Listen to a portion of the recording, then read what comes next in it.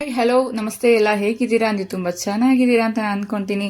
ಬನ್ನಿ, ಹಾಗಾದರೆ ನಾನು ಈ ದಿನ ಜೇನುತುಪ್ಪದ ಬಗ್ಗೆ ಕಂಪ್ಲೀಟ್ ಆಗಿ ಮಾಹಿತಿಯನ್ನು ಕೊಡ್ತೀನಿ. ಜೇನುತುಪ್ಪವನ್ನು ನಾವು ಯಾವ್ಯಾವ ರೀತಿ ಬಳಸೋದ್ರಿಂದ ನಮಗೆ ಅದರಿಂದ ಏನೇನು ಬೆನಿಫಿಟ್ ಸಿಗುತ್ತೆ ಅಂತ ನೋಡೋಣ.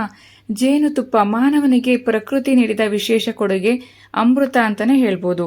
ಬಲಶಕ್ತಿ ಮತ್ತು ನರಶಕ್ತಿಗಾಗಿ ಪ್ರತಿದಿನ ಬೆಳಗ್ಗೆ 2 ಚಮಚ ಜೇನನ್ನ ಅರ್ಧ ಹೋಳು ನಿಂಬೆ ರಸದಲ್ಲಿ ಬೆರೆಸಿ ಅರ್ಧ ಲೋಟ ನೀರಿನಲ್ಲಿ ಕಲಕಿ ಕುಡಿಯಬೇಕು. ಈ ರೀತಿ ಮಾಡೋದ್ರಿಂದ ದೇಹಾರೋಗ್ಯ ವೃದ್ಧಿಯಾಗುತ್ತೆ. ಮಕ್ಕಳಲ್ಲಿ ಬರುವ ನಾಯಿ ಕೆಮ್ಮು, ಜೇನುತುಪ್ಪ 1 ಚಮಚ, ಬೆಳ್ಳುಳ್ಳಿ ರಸ ಅರ್ಧ ಚಮಚ ಬೆರೆಸಿ ಮಗುವಿಗೆ ನೆಕ್ಕಿಸಬೇಕು. ದಿನದಲ್ಲಿ ನಾವು ಈ ರೀತಿ 3 ಬಾರಿ ಮಾಡೋದ್ರಿಂದ ನಾಯಿ ಕೆಮ್ಮು ಅಂತ ಕರಿತೀವಲ್ಲ, ಅದು ಸಹ ವಾಸಿಯಾಗುತ್ತೆ. ಇನ್ನು ಬಾಯಿ ಹುಣ್ಣು, ಒಸಡು ಹುಣ್ಣು ಮತ್ತು ಹಲ್ಲು ನೋವು ನಿವಾರಣೆಗೆ ಜೇನುತುಪ್ಪದಲ್ಲಿ ಹತ್ತಿಯನ್ನು ಅದ್ದಿ ಬಾಯಿ ಹುಣ್ಣು, ಒಸಡುಗಳಿಗೆ ಲೇಪನ ಮಾಡಿದರೆ ಅಥವಾ ಬಾಯಿಯಲ್ಲಿ ಹಾಕಿಕೊಂಡು ಒಸಡುಗಳಿಗೆ ತಾಗುವಂತೆ ಸವರಿಕೊಳ್ಳಬೇಕು. ನಂತರ ಬಿಸಿ ನೀರಿನಲ್ಲಿ ಮುಕ್ಕಳಿಸಿ ಬಾಯಿ ತೊಳೆದುಕೊಳ್ಳಬೇಕು. ಈ ರೀತಿ ಮಾಡೋದ್ರಿಂದ ಒಸಡು ನೋವು, ಹಲ್ಲು ನೋವು ನಿವಾರಣೆ ಆಗುತ್ತೆ. ಹೃದಯ ರೋಗ, ನವಚೈತನ್ಯ, ಸಂಭೋಗ ಶಕ್ತಿ ವೃದ್ಧಿಯಾಗಲು 2 ಚಮಚ ಜೇನು, 2 ಚಮಚ ಈರುಳ್ಳಿ ರಸ, 1 ಚಮಚ ಶುಂಠಿ ರಸ, 1 ಚಮಚ ಬೆಳ್ಳುಳ್ಳಿ ರಸ, 1 ಚಮಚ ಸಕ್ಕರೆ ಬೆರೆಸಿ ಪ್ರತಿದಿನ ಮುಂಜಾನೆ 3 ತಿಂಗಳ ಕಾಲ ಸೇವಿಸಿದರೆ ಹೃದಯ ರೋಗ ನಿಲುಗಡೆ ಆಗುವುದು, ನವಚೈತನ್ಯ ಬರುತ್ತದೆ ಹಾಗೂ ಸಂಭೋಗ ಶಕ್ತಿ ವೃದ್ಧಿಯಾಗುತ್ತದೆ. ಇದೊಂದು ಅದ್ಭುತ ಶಕ್ತಿಯ ಟಾನಿಕ್ ಅಂತಾನೆ ಕರೀಬಹುದು. ಇನ್ನು ಅಜೀರ್ಣ, ಆಮ್ಲಪಿತ್ತ, ಹುಳಿತೇಗು ನಿವಾರಣೆಗೆ ಪ್ರತಿದಿನ ಬೆಳಗ್ಗೆ 1 ಚಮಚ ಜೇನು ಸೇವಿಸುತ್ತಾ ಬಂದರೆ ಆರೋಗ್ಯಕ್ಕೆ ಹಿತಕರವಾಗಿರುತ್ತೆ. ಸ್ಥೂಲಕಾಯ ನಿವಾರಣೆಗೆ 2 ಚಮಚ ಜೇನುತುಪ್ಪ, 2 ಚಮಚ ನಿಂಬೆ ರಸ ಕಾಯಿಸಿ ಆರಿಸಿದ ನೀರು 1 ಕಪ್ಪು ಇದನ್ನ ಬೆರೆಸಿ ಬೆಳಗ್ಗೆ ಎದ್ದ ತಕ್ಷಣ ಬರೀ ಹೊಟ್ಟೆಯಲ್ಲಿ ಸೇವಿಸಬೇಕು. ಇದರಿಂದ ಸ್ಥೂಲಕಾಯ ನಿವಾರಣೆಯಾಗುವುದು, ಮೂತ್ರದೋಷಗಳು ನಿವಾರಣೆಯಾಗುವುದು, ಮೈಕಾಂತಿ ಸಹ ಬರುತ್ತೆ. ಇನ್ನು ಹುಣ್ಣುಗಳು ನಿವಾರಣೆಗೆ ಹುಣ್ಣುಗಳಿಗೆ ಕಿವು ಸೇರಿಸುವುದನ್ನು ತಡೆಗಟ್ಟಲು ಆಗಾಗ್ಗೆ ಜೇನನ್ನ ಸವರಬೇಕು.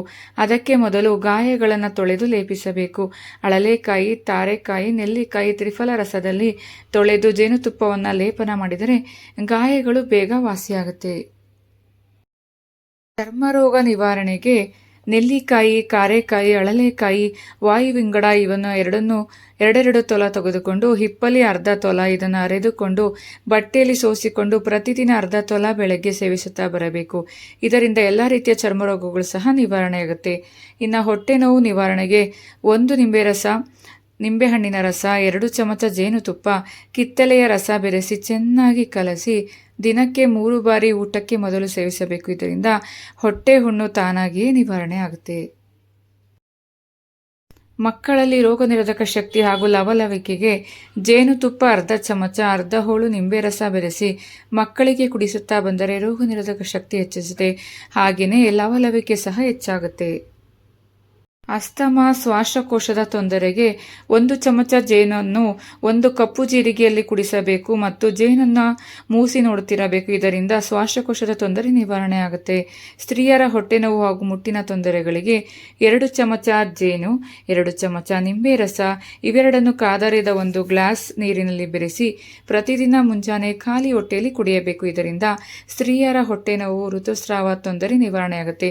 ನಿಯಮಿತವಾಗಿ ಸೇವಿಸಿದರೆ ಉತ್ತಮ ಪರಿಣಾಮಕಾರಿಯಾಗಿದೆ. ಚರ್ಮದ ಸುಕ್ಕು ನಿವಾರಣೆಗೆ 1 ಚಮಚ ಜೇನುತುಪ್ಪದಲ್ಲಿ ಸೌತೆಕಾಯಿ ರಸ 4-5 ಚಮಚ ಬೆರೆಸಿ ಚರ್ಮದ ಸುಕ್ಕಿನ ಭಾಗಕ್ಕೆ ಲೇಪಿಸಿ ಉಜ್ಜಬೇಕು. 1-2 ಗಂಟೆಗಳ ನಂತರ ಬಿಸಿ ನೀರಿನಲ್ಲಿ ತೊಳೆದುಕೊಳ್ಳಬೇಕು. ಹೀಗೆ ಕೆಲವು ದಿನ ಮಾಡಿದರೆ ಚರ್ಮದ ಸುಕ್ಕು ನಿವಾರಣೆಯಾಗಿ ಚರ್ಮಕ್ಕೆ ಹೊಳಪು ಕಾಂತಿ ಬರುತ್ತೆ. ಮೊಡವೆ, ಕಲೆಗಳ ನಿವಾರಣೆಗೆ ಸ್ವಲ್ಪ ಜೇನುತುಪ್ಪದಲ್ಲಿ ನಿಂಬೆ ರಸ ಬೆರೆಸಿ ಮೊಡವೆ, ಸಿಬ್ಬು, ಕಲೆಗಳ ಜಾಗದಲ್ಲಿ ದಪ್ಪವಾಗಿ ಹಚ್ಚಿಕೊಂಡು 3 ಗಂಟೆಗಳ ನಂತರ ಬಿಸಿ ನೀರಿನಿಂದ ತೊಳೆಯಬೇಕು.